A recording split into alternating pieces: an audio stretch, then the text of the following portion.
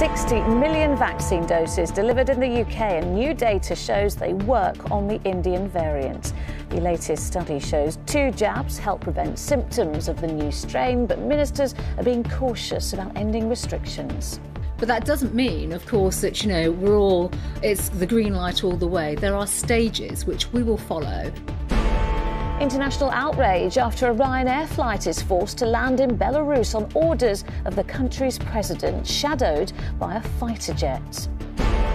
Disgraced journalist Martin Beshear says he did not intend to harm Diana through his interview, but her biographer tells us she was scared into doing it. And out of the embers, you and I gonna light up the room. Choir for the UK Eurovision, but was it the song or was it politics?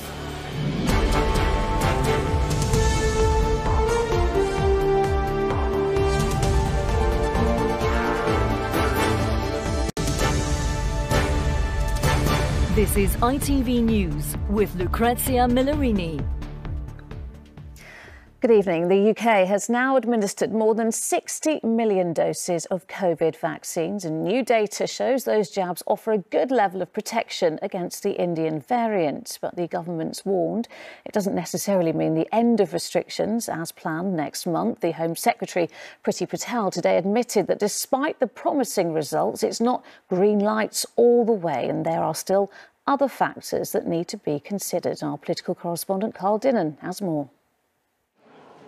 60 million and counting.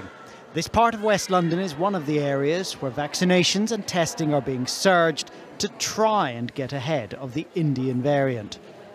The more people we can protect in our community, the less likely this variant will cause us problems going forward.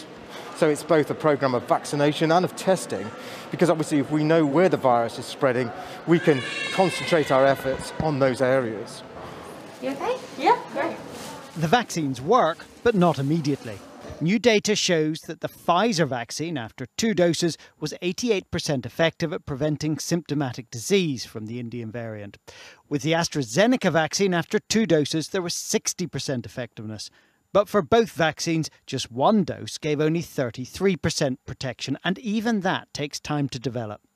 The protection after the first dose takes 2 or 3 weeks to really begin to emerge. So what you do now won't really influence anything for the best part of a month. And the protection against transmission and to control the outbreaks is quite modest after 1 dose. To really put the brakes on, testing and finding cases may be more effective. Overall, case numbers are still low, but ministers are cautious about the prospects for ending the remaining restrictions. The data is positive in terms of where we are, and look at the vaccine information that's been published today about the level of protection against specific variants. But that doesn't mean, of course, that it's the green light all the way. There are stages which we will follow. But with the rapid localised spread of the variant in places like Rochdale, some scientists think even last week's relaxation of restrictions was too risky. It makes absolutely no sense to me that we've gone ahead with this, saying that we're following the data, not the dates, because I think SAGE and everyone was very clear that this would create a huge risk of a third wave that could be as big or even bigger than the January wave. So we need to go back on that. Whatever the longer-term success of the vaccines will be, the immediate success of the variant places the next few weeks once again in the balance. Carl Dinnan, ITV News. A Ryanair plane has been forced to divert to Minsk on orders of the president of Belarus, shadowed by a fighter jet. Among the passengers on the flight from Greece to Lithuania was an opposition activist who was arrested when it landed. Well, Foreign Secretary Dominic Raab has described it as outlandish action that will have serious implications. Our global security editor, Rohit Kachru, joins us now from Tel Aviv. Rohit, what's happened here and why is it so significant? Well, it's significant because this appears to have been the hijacking of a commercial flight travelling from one European country to another, ordered by the leader of a third European country, and in what is being described as an act of state terrorism. The target appears to have been one of the passengers, a journalist who's been consistently critical of the president. He was flying on this Ryanair flight, which was full of people going on holiday, going to see relatives, when this bomb threat was called in. No explosives found, so this appears to have been a really elaborate hoax. And according to state media, a fighter jet was sent in to accompany this plane as it landed, and intelligence agents were on board the plane already as well. And you can see actually from this flight tracker map, here's the plane carrying Roman Protasevich as it was diverted to the country's capital during that routine flight from Greece to Lithuania. It was just less than 100 miles out from its destination. So a commercial airliner forced to land in a different country. Furious response from many leaders, none though from Belarus's ally Russia. All right, Rohit in Tel Aviv, thank you.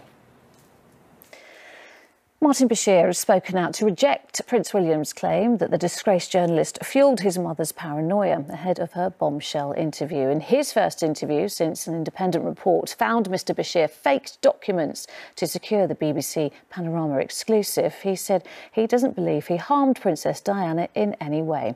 Well, today her biographer told ITV News that Martin Beshear's actions scared Diana into giving him the exclusive, as Neil Connery reports. Do you feel any responsibility for the way the press have behaved towards you? He's made a career out of asking questions, but now Martin Beshear finds himself having to answer some painful ones over his 1995 Princess Diana interview. After an independent inquiry found he'd used deception to secure it, the journalist has tried to defend himself. He told the Sunday Times, "I never wanted to harm Diana in any way, and I don't believe we did. My family and I loved her," he said, but he rejected Prince William's claim that he fuelled her paranoia.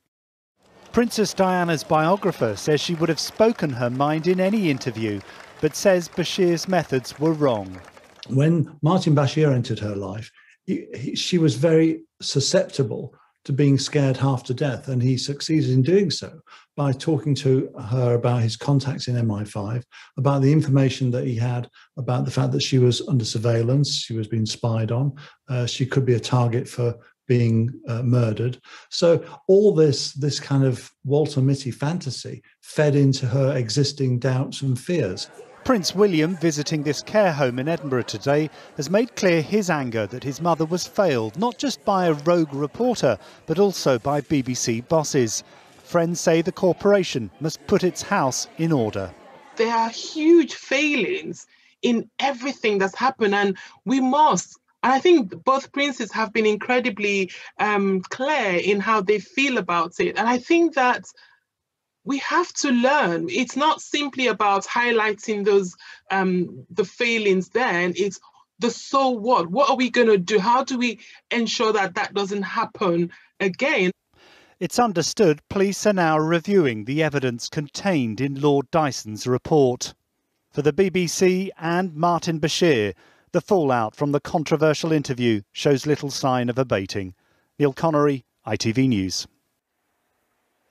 A cable car taking visitors to a famous mountaintop viewpoint in the Italian Alps has fallen from its line, killing at least 13 people on board. Rescuers said 2 children have been taken to hospital in a serious condition.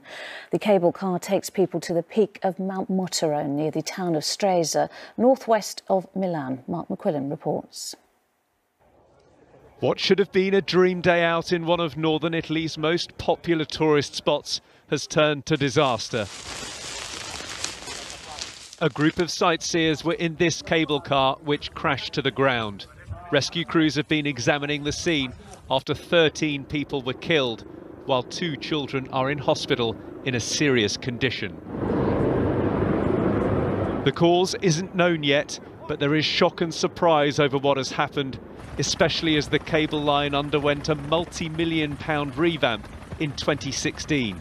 The cable car went a general revision, which is compulsory by law, and with the expenditure of 4.5 million euros in 2016. So it was basically like having a completely new cable car.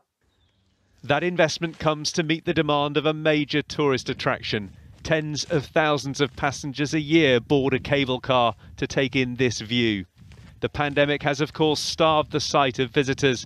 And now, after only recently reopening, it is at the centre of an investigation to try and discover what went so tragically wrong. Mark McQuillan, ITV News. A protest in support of Israel has been taking place in London this afternoon. Crowds gathered outside the Israeli embassy to show support for the country following the recent conflict with Hamas. Yesterday, the capital saw the latest in a series of rallies supporting the Palestinians. Football, and with the title already won and the relegation places already filled, the final day of the Premier League season was all about the race to secure Champions League football. Liverpool and Chelsea took the last two guaranteed spots, meaning Leicester were the ones to miss out. Will Mott was watching. In the race for the Champions League, it was Chelsea who began the afternoon in pole position. But at Aston Villa, they not only blinked first, they completely missed Bertrand Traoré. The Blues now nervously looking over their shoulders, and rightly so. Liverpool were winning at Anfield and leapfrogged them into third. And two Jamie Vardy penalties had put Leicester 2-1 up at home to Tottenham. Take two, same result. Now Chelsea were down to fifth. But in the second half, it was Leicester's turn to take their eye off the ball. First, Kasper Schmeichel punched into his own net before a Gareth Bale double completed the comeback for Spurs. It's the Europa League next season for Leicester, and despite being defeated, Chelsea have Champions League football next season with Manchester United and Liverpool. At Manchester City, the champions' focus was on honouring the soon-to-be departing Sergio Aguero, who scored his 260th goal for the club as they thrashed Everton 5-0. Now their focus turns to a different trophy, their first ever Champions League final against Chelsea next weekend. Will Mott, ITV News. And finally, after all the build-up and the expectation, there was more than a little disappointment for Britain at the Eurovision Song Contest. For only the second time ever, the UK received nil points, scoring nothing from either judges or the voting public. Well, bookies' favourites Italy won on the night, but many today are wondering exactly what is that winning formula and will the UK ever work it out? Sam Holder reports. And the United Kingdom gets from the public 0 points. The dreaded nul point. James Newman was the man carrying the hopes of the United Kingdom. A performance that failed to hit the high notes and some of the low ones too.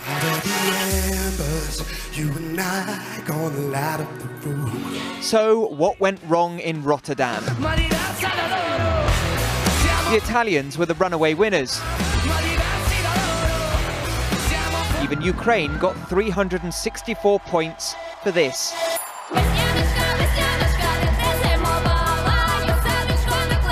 If there's one person who knows how to win over the notoriously discerning Eurovision crowd, it's Cheryl Baker of the skirt-stripping winners of 1981, Bucks Fizz.